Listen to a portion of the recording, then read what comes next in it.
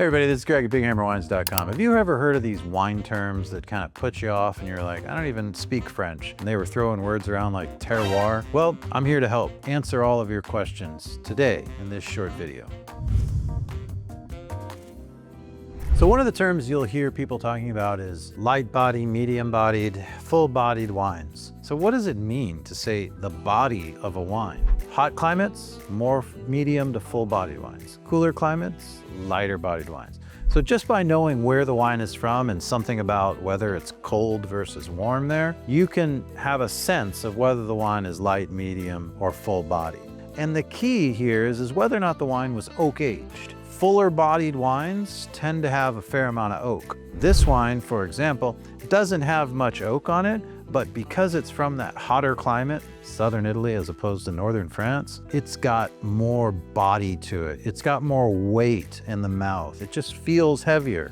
Not surprisingly, related to body is the amount of alcohol in the wine. Wine from a warmer climate, you get higher alcohols. Colder climate, lower alcohols. This is a reserve Cabernet from Napa Valley in California. This is a higher alcohol wine that sees about 2 years of oak aging. Not surprisingly, it's going to be pretty heavy in the mouth. And it's going to be a wine that you're going to think to pair with heavier food. Typical pairing would be like a piece of grilled meat. Think about milk. You probably know what skim milk tastes like. Pretty thin, it doesn't have a lot of body to it. Think about skim milk as light-bodied wines. If you think about, say, normal 2% milk, that type of milk has more mouthfeel. Literally, when you drink it, the fat in that milk covers your mouth and it has more calories. It weighs more. That would be medium-bodied. And then if you think of like a full-fat milk, if you've ever tasted cream, that might be a good way for you to think about full-bodied wines. Just feels so heavy.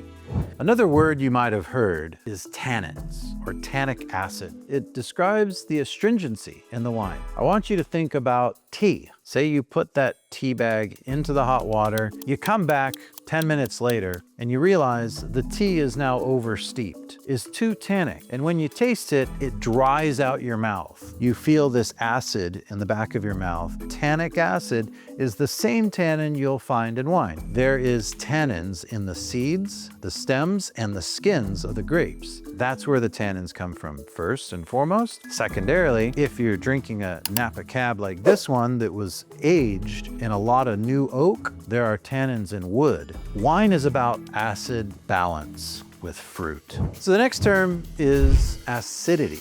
Acidity in wine is really important. There's generally a few major acids to know. One is tartaric, which is often added at the time of fermentation. Another is malic acid. There's an acid called lactic acid. Wine in its essence is a balance of fruit and acid. If either one of those are out of balance, you'll know, because you'll have that same reaction to biting into an underripe green apple. Higher acid is often found in cooler climates. If you look at red wines from much hotter parts of the world, those wines have a lower acidity, and this is best understood if you recognize what happens with fruit. If you buy strawberries, and it's perfectly right, they're delicious. There's a balance of the sugar and the acid in the fruit. If it's underripe, it's too acidic. Well, the same idea if you think about grapes coming from cool climates versus hot climate. So when you're talking about acidity in wine, it's useful to know that there's some acid added to some wines. That's why fruit acid balance in wine is essential to understanding quality. The next term you'll often hear is terroir. It's just a French term for describing wines. Don't be turned off by the French word. It's a marketing term in many ways to describe everything that might influence a wine. Grapes are influenced by the ground in which they're grown. So the soil can impact how that grape tastes. The type of grape in a certain place. Is it on a hill? Or is it in a flat valley? Is it near the sea? If so, it might get sprayed by the saltwater air and have the taste of salt in the grape. If there's rocks in the soil, does that change? There's wines like Chablis and Champagne that have famous limestone soils, which are recognized for providing this whetstone minerality. Terroir is this all-encompassing term. I wouldn't be terribly concerned about it because it really is a wine geek term.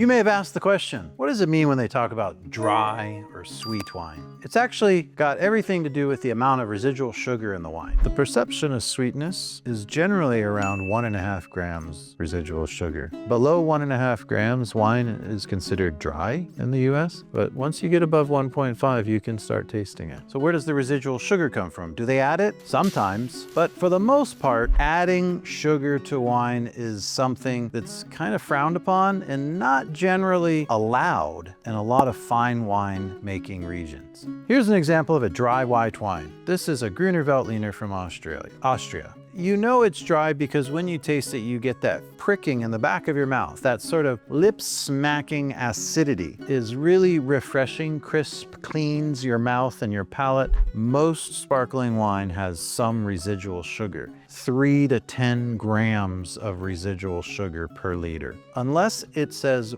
Brut Zero or Brut Natur. Ice wine is one of the most sweetest wines in the world, most recognized. These wines can have anywhere from 150 to 250 or more grams residual sugar. It's useful to know something about sugar in wine and what the dry versus sweet component means for red wines too. Unfortunately, because most wines don't label, it's hard to know. You'll just have to get a sense of trying dry or different types of red wines to establish kind of what your sense of dry is. So another word that people often use to describe wine is oaky. What does that mean? It means the wine was aged in oak barrels, typically. There are other ways to get oak flavoring. You can make more inexpensive wines with oak chips or oak dust, or even oak inserts that you can put inside of a larger barrel or tank. Those are more for, let's say, wines that we don't sell, maybe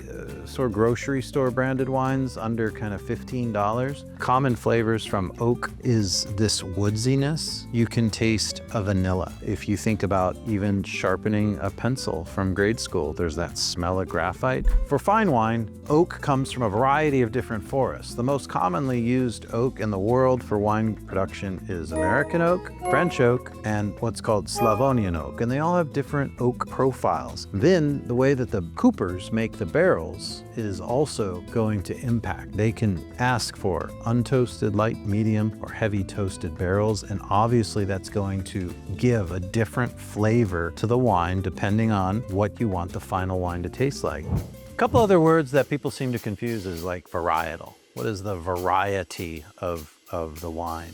The types of grapes that you'll see marketed in a store, Cabernet Sauvignon, or Merlot, or Pinot Noir, or Chardonnay, or Sauvignon Blanc. Those are the main ones you'll see. It turns out grape varietals are very, very promiscuous. What? And they cross with one another naturally and also in labs. Italy, for instance, we have already identified more than 550 unique, distinct types of grapes. So there are literally thousands of grapes to choose from when it comes to Vitis vinifera. The types of grapes, the varietals, it's an ocean to discover. So don't be turned off by varietals you may be unfamiliar with. Just recognize there are thousands of different types of grapes in the world, and many of those unheard of grapes create great fun and adventure to explore. Another term you may have heard is vintage. The vintage is just the year in which the wine was produced. Many wines are, in fact, blends of multi-vintages. So you may see an NV on a label, which means non-vintage. You may see an MV, which is multi-vintage. Vintage is nothing more than knowing it came from a certain year, and it's useful to know, especially if it was a really great year, so you can have more confidence about buying a good wine and a good vintage. What makes a great vintage? All the pieces come into place. There's plenty of sun, there's not a lot of rain during the harvest, there's not frosts or hail that might damage the fruit as it's setting or growing during the season. One of the questions I often receive is, what do the legs in the wine mean? So it may be hard for you to see, but I can see from here, there are drips down the glass. The legs of the wine have nothing to do with the quality of the wine. The legs have everything to do with the amount of alcohol in the wine. This leg is essentially an evaporation. This is alcohol evaporating on the side of the glass. Typically means a higher alcohol. You might also see sweeter wines with more legs, and that has to do with the higher sugar level, which means it's going to sort of fall slower on the glass. And that's all you need to know.